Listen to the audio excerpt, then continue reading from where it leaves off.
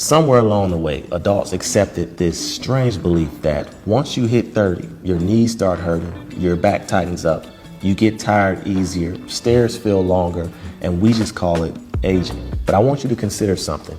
What if it's not age? What if your body isn't getting old, We are off. Here we go. but it's more so getting deconditioned? Because the human body doesn't forget how to function. It just adapts to what you stop asking it to do. Truth is, most people aren't getting old. They're just getting weak. Humans didn't always live the way we do now. For most of human history, movement wasn't even exercise. It was survival. You walked to get to places. You ran and hunted for food. You carried water for miles. You climbed. You squatted. You stood up and sat down off of the ground constantly. But today, we sit to work. We sit to drive.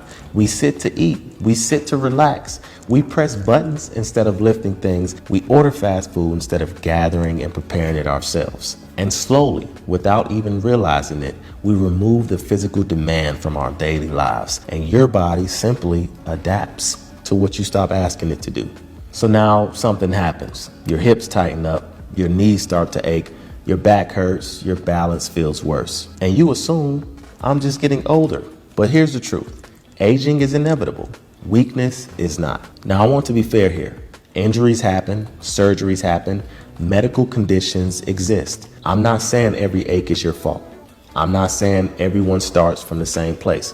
What I am saying is many of the limitations we choose to accept as normal aging are actually preventable loss of strength. Let me give you an example. If a perfectly healthy individual had to stay in a hospital bed for a month and never stood up, their legs would get weaker, and not just a little weaker, noticeably weaker. In a couple months, their muscles will shrink, standing will feel unstable, and walking will feel very difficult. This is typical muscle atrophy. Nobody would say to that person, you aged 20 years in 60 days. We would all understand exactly what's happened. Their body simply adapted to not being used, and your body follows the same rules. Just a lot slower because you're not on bed rest, you're on chair rest.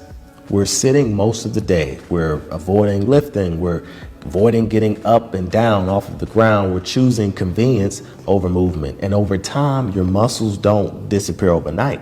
They quietly become weaker. So when everyday tasks start feeling harder, we blame age. But your body isn't deteriorating from time alone. It's deteriorating from disuse. I actually learned this the hard way. Earlier last year, I had the opportunity of being on a new competition show, the iFit Trainer Games. And while competing, I injured my leg pretty badly. And for a while, I couldn't use it like I normally would. No squatting, no sprinting, no jumping. And what shocked me the most wasn't the pain. It was how fast my body changed. In just weeks, my leg felt smaller, it became weaker, and extremely unstable. And guess what? My healthier leg did too. Movements that were automatic before suddenly required much more effort. Not because I got older overnight, but because I stopped moving. I didn't lose my strength because of time. I lost it because of inactivity. And the moment I started using my leg again, slowly, carefully, my strength started to come back. That's when it clicked for me.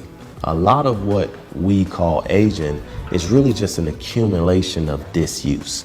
Something interesting happens with me often. Remind me a lot of my son. Wow. He's the junior tech. He's team captain on football in school. Awesome. When people find out how old I am, they're usually really surprised. They almost always guess way younger, but it's not because I've discovered some amazing anti-aging secret or I have amazing genetics. It's because we associate strength and energy with youth. So when someone moves well, stands up easily, carries things without struggling, we automatically assume they must be really young. But what we're witnessing isn't necessarily youth, it's maintained capability. However, I do want to be very clear about something. Genetics do matter a little. Some people build muscle faster than others. Some people look more athletic naturally. But genetics don't decide whether you can get up off the floor, carry your own groceries, or walk up and down the stairs without feeling pain. We're not talking about elite fitness here. We're talking about maintaining your ability to do. I'm not capable of doing the things I do because I'm special. I'm capable because I never stopped using my body in challenging ways. I don't train just so I can look impressive, although that's a byproduct of hard work. However, I train so that I can always feel capable of doing hard things. I want stairs to feel like just stairs. I want picking something heavy off of the floor to be automatic. I want to be able to help someone move some heavy furniture without thinking twice about it. Strength for me isn't just a gym skill, it's a life skill. Contrary to popular belief, the real danger of weakness isn't appearance, it's dependence. It's needing help to stand up. It's avoiding activities you once loved to do. It's being afraid of falling and not being able to get back up when you do. It's not being able to carry your child or one day your grandchild. People think fitness is all about looking young, but it isn't. It's about staying free.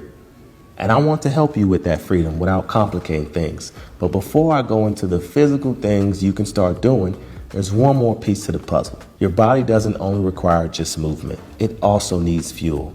You can't constantly put poor fuel into a system and expect high performance out of it. Think about a car. An older engine doesn't suddenly stop working because time has passed. It stops working because it wasn't maintained and properly fueled. As we get older, your body becomes less forgiving. The food that once didn't affect you now affects your energy, your joints, your recovery, and much more. Now, you don't have to eat perfectly, but you do have to start being more intentional about what you're putting in your body, because that's the tools your body is using to repair itself. Now, here's where you can actually start changing things. Work your way up to being able to pull or push your body weight in some way, shape, or form. Carry heavy objects for short distances. Sit on the floor and stand back up. Stepping or climbing onto something high and moving long distances without getting extremely exhausted. This is not athleticism. This is functional human ability. Your body doesn't require perfection, but it does require some use. Now, I have plenty of follow-along workouts on YouTube, and soon I have a huge announcement that will also contribute to those of you out there that want to move more and maintain a high level of capability. But I want to reiterate, you don't stop moving because you get old. You get old because you stop moving. Strength isn't about impressing people in your 20s and 30s. It's about protecting your independence when you're in your 60s and 70s. The goal shouldn't be just to have an amazing six-pack.